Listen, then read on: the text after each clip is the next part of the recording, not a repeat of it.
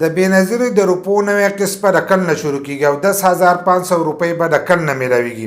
ځینې کسان پکې دا تپوس هم کوي وایي موږ ته یو پیره روپۍ میلاو شوي دي او دوباره دا روپۍ چې دي دا موږ ته میلاو نه شوې. نو د هغې لپاره چې دی ویډیو به پوره ګورئ، یو لایک شیر کمنټ چې دی ویډیو له به لازم ورکوئ.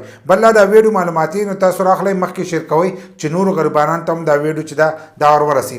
کم کسان چې موږ ته یو پیره روپۍ میلاو شوي دي او دوباره روپۍ میلاو نه شوې، یا ځینې کسان وایي چې نوې قسط چې دی دا به د کل نه شروع کیږي. نو دا خو هغه کسان تپوس کوي کم چې په اوله کې خپل روپۍ راولي، لکه څنګه چې روپۍ شروع شي او د هغو په اکاونټ کې جمع شي او دی خپل روپۍ راواخلي، نو دی بیا بار بار دا تپوس کوي چې نوې قسط چې دی دا به د کل نه شروع کیږي. او ځینې داسې کسان چې هغو هغه زړې روپۍ چې دي هغه هم نه یې راغستي، لکه کم زوړ قسط چې دی د هغې هغه روپۍ چې دی هغه هم نه دي راغستي. لکه اوس په دسمبر کې چې دا روپۍ شروع شي نو زیاتکر کسانو دا روپۍ چې دي دا اوس نه دي راغستي او د هغو په اکاونټونو کې چې دي دا روپۍ جمع شوي. نو که کومو کسانو نه یې راغستي تاسو لاړ شئ او خپل روپۍ چې دي دا راواخلئ، یا کومو کسانو رجسټریشن کړی او د هغې ورځې شوي نو تاسو هم خپل روپۍ چې دي دا چیک کړئ. که ستاسو په اکاونټ کې دا روپۍ جمع شي نو تاسو خپل روپۍ چې دی دا راغسته شئ. خو کومو کسانو چې کوي چې موږ ته یو پیره روپۍ میلاو شوي دي او دوباره دغه روپۍ چې دي دا موږ ته میلاو نه شوې، نو که تاسو په دسمبر او په جنورۍ په اوله کې تاسو دغه روپۍ راغستي نو دا روپۍ چې دي دا هر 3 میاشتې پس چې دی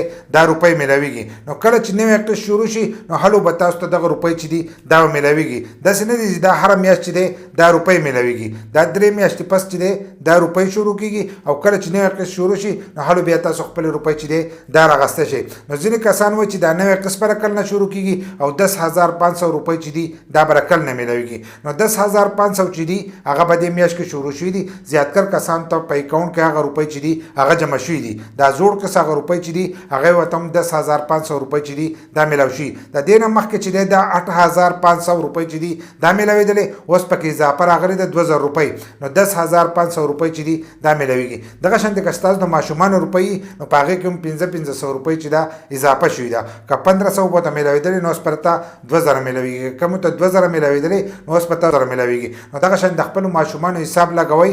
که هلکي د هلک کمې دي او د جنۍ چې دي د هغې نه 500 روپۍ چې دي دا سیوا دي. نو د خپلو ماشومانو حساب لګوئ.